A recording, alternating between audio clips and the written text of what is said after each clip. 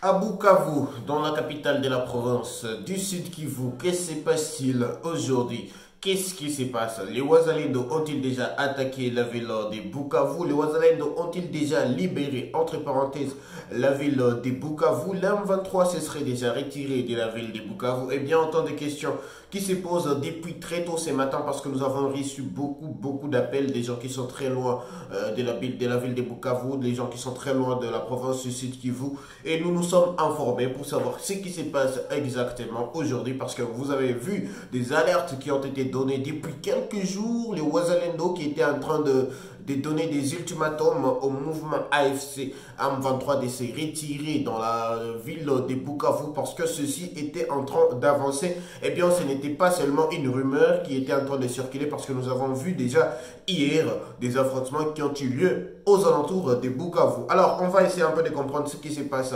aujourd'hui dans cette ville. Nous sommes vendredi 20 juin 2025. D'ailleurs, c'est la journée mondiale des réfugiés. En tout cas, le monde célèbre aujourd'hui la journée mondiale des réfugiés. Mais pour le moment, ça ne nous intéresse pas trop. Ce qui nous intéresse pour le moment, c'est d'abord la situation sécuritaire dans le Sud Kivu autour de la ville de Bukavu. Donc, bonjour à vous.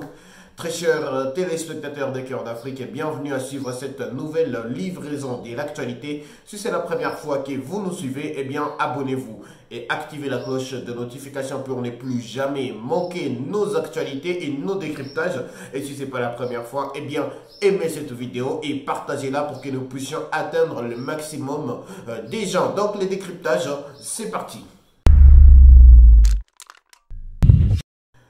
Depuis hier, il y a des alarmes qui étaient rouges et qui ont été sonnées, disant qu'il y avait des affrontements aux alentours de Bukavu. Déjà, je le rappelle très bien que dans le Sud Kivu, il y a eu des affrontements dans plusieurs territoires, par exemple les territoires de Fizi vers Mugezi là-bas. Il y a aussi des affrontements qui ont été signalés là-bas entre le mouvement AFC M23, donc les alliés du mouvement AFC M23, les Turanéo, contre le Wazalendo dans cette partie et Nyamitaba, voilà. Il y a aussi des affrontements qui ont été signalés là-bas, même si jusqu'à présent, aucune avancée significative n'a été annoncée. Mais depuis quelques jours, depuis 3 jours peut-être, ou c'est peut-être bien les débuts de la semaine, qu'on a vu les Wazalendo qui se sont réactivés pour récupérer des localités. Et on a vu dans les Walungu et partout là-bas où ils étaient en train de faire des avancées et ils étaient en train de tourner des vidéos qui nous parvenaient ça et là. Des Wazalendo qui étaient en train de faire des avancées sur les terrains. Alors, après des avancées qu'ils ont enregistrées, on a eu affaire maintenant à une alerte. Les Wazalendo qui étaient en train de mettre en garde les mouvements FCM23 par rapport à la ville de Bukavu. Déjà, on a eu des tracts qui ont circulé. Et aujourd'hui, les tracts, ça ne marche pas trop parce qu'on a au moins les réseaux sociaux. Et à travers les réseaux sociaux, on a eu des messages qui ont été tournés par des Wazalendo et tout ce qui va avec, donnant un ultimatum de 48 heures au mouvement AFC M23 de se retirer de la ville de Bukavu. Sinon, ceux-ci vont attaquer. Donc les Wazalendo ont menacé d'attaquer la ville de Bukavu et de déloger des forces les mouvements AFC M23 si les éléments de l'AFC M23 ne se retiraient pas de la ville de Bukavu. Alors que pendant ce temps, le M23 était en train d'instaurer un nouveau gouverneur dans la province du Sud Kivu, bien sûr, dans la ville de Bukavu. Alors, qu'est-ce qui s'est passé? Déjà, hier, on a eu affaire à des affrontements très rudes qui ont été signalés aux alentours de Bukavu. Et la ville a entendu des détonations en armes lourdes, de loin bien sûr, mais ils ont quand même entendu des détonations en armes lourdes parce qu'il y a eu des affrontements qui ont opposé les mouvements AFC M23 au Wazalendo qui, aujourd'hui, selon en tout cas nos informations, selon nos informations que nous avons, selon ceux-là que nous avons pu appeler, selon ceux-là qui nous informent tous les jours, eh bien, la ville est aujourd'hui encerclée par les Wazalendo. Et les Wazalendo qui ont donné 48 heures, donc entre aujourd'hui et demain, au mouvement FCM23 d'évacuer. Et puis, ce n'est pas seulement les Wazalendo qui donnent cet ultimatum, parce qu'il y a la population aussi qui est en train d'avoir peur. La population est en train de sentir que les choses vont mal tourner. Eh bien, vous vous souvenez très bien, lors de l'entrée du mouvement F123 dans la ville de Goma, il y a eu des affrontements en pleine ville. Et vous avez suivi combien de morts y a-t-il eu? Et Dans la ville de Bukavu, le mouvement FCM23 était entré bien sûr sans combat. C'est pourquoi on n'a pas eu affaire à beaucoup de morts comme ça a été en ville de Goma. Et là, nous assistons à un ultimatum qui dit que nous allons attaquer dans la ville, en pleine ville. Ça veut dire que là, on est en train de voir un bain de sang qui est en train de se préparer. Bien sûr que les Wazalendo veulent déloger les mouvements FCM23, veulent libérer leur territoire, donc la République démocratique du Congo, veulent libérer la ville de Bukavu, veulent libérer toutes les localités aujourd'hui sous le contrôle de la FCM23. Dans les sites Kivu, mais également dans les Nord Kivu, parce qu'ils ont dit que après la ville de Bukavu, après avoir libéré les sites Kivu, ils vont avancer et repousser les M23 jusqu'à où ils ont commencé à Bunagana et les chasser de la République démocratique du Congo. En tout cas, ça c'est selon ce que les Wazalendo sont en train de dire. Mais attention, un bain de sang est en vue, parce que déjà, hier, je vous ai proposé d'ailleurs sur ma file d'actualité un communiqué qui est sorti. C'était un communiqué d'un mouvement citoyen dans les sites Kivu, mais qui existe aussi dans les Nord Kivu bien sûr. Et c'est un mouvement citoyen qui a écrit à la coordination de la FCM23 en leur demandant d'évacuer la ville de Goma pour éviter un bain de sang. Parce qu'ils ont informé au mouvement FCM23, bien sûr, je dis ça comme ça, je dis informé, même si le mouvement FCM23 est au courant de ce qui se passe, mais ils ont quand même informé le mouvement FCM23 que les Wazalendo encerclent déjà la ville de Bukavu et que la population est en danger parce qu'ils ont dit qu'ils vont attaquer et qu'ils vont attaquer la nuit pour éviter que les gens soient en circulation pendant leurs attaques.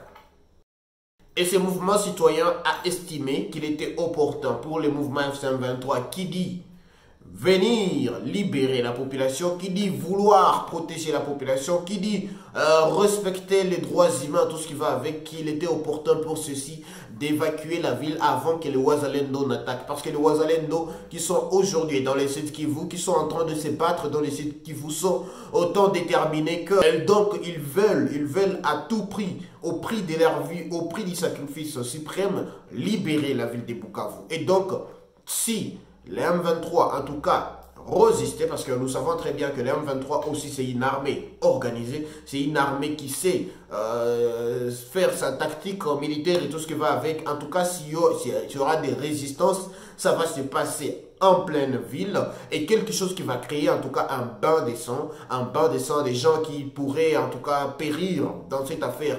Et c'est ce qu'il faudrait plutôt éviter. Éviter qu'il y ait un bain de sang, éviter que les choses puissent se passer comme ça s'est passé en ville de Goma quand on nous parlait de 3000 personnes qui ont péri et tout ce qui va avec. Même si la M23 est venu avec son propre rapport de son entrée en ville de Goma et eux qui se sont arrêtés à 800 et qui nous ont dit que tous les 800 qui ont péri lors de l'entrée de ces mouvements étaient des militaires, en majorité des militaires, s'il y aurait des civils, en tout cas moins de 100. C'est ce qu'ils ont dit. Pourtant, en tout cas, c'était des milliers de personnes. Et on n'aimerait pas revivre la même chose déjà dans la province du Sud Kivu. Parce que là, ça craint. Là, ça met la vie de la population en danger. Et le mouvement citoyen a appelé le mouvement FCM23 à se retirer avant que les Wazalendo ne puissent attaquer dans cette partie pour éviter un bain de sang. Donc, jusqu'à présent, aucune attaque n'a encore été signalée, à part les affrontements que nous avons eu à entendre hier, mais aujourd'hui, en tout cas, il n'y a pas encore d'affrontements autour de Bukavu, encore dans la ville de Bukavu. Les Wazalendo qui se disent être prêts, qui se disent être dans la meilleure des positions pour attaquer, mais qui attendent parce qu'ils ont les soucis de la population. Et le M23 aussi qui se prépare de son côté. Ça veut dire que là, il y a une guerre en préparation pendant que les choses sont en train de se passer. À Doha, pendant que les choses sont en train de se passer à Washington, eh bien, il y a des guerres qui sont en train de se préparer. Pendant qu'on est en train de nous parler d'un cessez-le-feu qui sera signé entre la RDC et le Rwanda et un retrait sans condition et immédiat de troupes rwandaises de la République démocratique du Congo, eh bien, de l'autre côté, ceux qui sont en train de mener les fronts sur le terrain sont en train de préparer une guerre, une confrontation, une vraie guerre comme ça se passe de l'autre côté avec Israël, Iran et tout ce qui va avec. Parce que là, en tout cas, ce sont des frappes en pleine ville qui se passent. Et on n'aimerait pas, en tout cas, avoir ces genres de frappes en pleine ville. Dans la ville de Bukavu, encore dans la ville de Goma, ou partout en tout cas, la vie humaine, elle est tellement sacrée que si vous voulez vous battre, eh bien, c'est au front, pas en pleine ville, parce que bien sûr, il y a des messages qui sont parvenus disant que voilà, pour que la ville soit libérée, pour qu'une révolution puisse atteindre, eh bien, il faudrait qu'il y ait des sacrifices humains. Donc voilà, donc si les sangs coulaient et que la ville soit libérée ou que la province du Sud Kivu soit libérée, eh bien, cela serait le sacrifice humain qu'il fallait. En tout cas, c'est un des messages que j'ai reçus. Ce sont des commentaires aussi que j'ai lus. Parce que lorsque cela a été annoncé, parce que le mouvement, pardon, les Wazalendo sont en train de multiplier leur communication par rapport à leur position autour de la ville de Bukavu. Ils sont en train de multiplier des messages, ils sont en train de multiplier des notes vocales, ils sont en train de multiplier, en tout cas, beaucoup de tracts qui sont en train de nous parvenir, disant que voilà, ils sont prêts à venir, ils sont prêts à se battre. En tout cas, nous allons suivre la situation de très près. Nous allons suivre la situation de très près, mais déjà, je rappelle que le mouvement citoyen en ville de Bukavu sont en train de demander au mouvement F-123 de se retirer pour éviter tout ce que je viens de dire, hein, pour éviter un banc de sang, pour éviter que la population puisse périr dans cette affaire. Donc, en tout cas, force à ceux qui sont en train de se battre sur le terrain. On attend juste voir la situation jusqu'où elle va aller. Nous allons suivre de très près la situation pour vous informer au moment opportun. Donc, ne quittez pas Cœur d'Afrique. Abonnez-vous plutôt, activez la cloche de notification. On se retrouve à tout moment pour parler de l'actualité, pour parler de tout ce qui se passe partout et que vous restiez informés. Donc, prenez bien soin de vous. C'est la journée mondiale de réfugiés. En tout cas, prenez bien soin de réfugiés que vous avez autour de vous parce que déjà, avec la crise sécuritaire à l'Est, pour ceux qui sont en train de nous suivre déjà à partir du Rwanda, ceux qui sont en train de nous suivre à partir de la Tanzanie, en Ouganda et tout, probablement vous avez des réfugiés congolais parce que selon les rapports en tout cas de HCR, c'est plus d'1 million de Congolais qui sont aujourd'hui réfugiés dans les pays rwandais suite à la guerre perpétrée par la F-123 à l'est de la République démocratique du Congo. Donc voilà, on se retrouve tout à l'heure pour un nouveau sujet d'actualité. Ne quittez pas, abonnez-vous, activez la cloche de notification, on est ensemble. Nous sommes arrivés à la fin de cette édition. Merci à vous de nous avoir suivis jusqu'ici. Si vous avez apprécié ces contenus, n'oubliez pas de vous abonner à notre chaîne, d'activer la cloche de notification pour ne rien manquer de nos prochaines vidéos. Likez et partagez cette vidéo. Pour toute question, préoccupation ou soutien de la chaîne, n'hésitez pas à nous contacter sur les plus 243 99 48 74 161. On se retrouve très prochainement. À bientôt.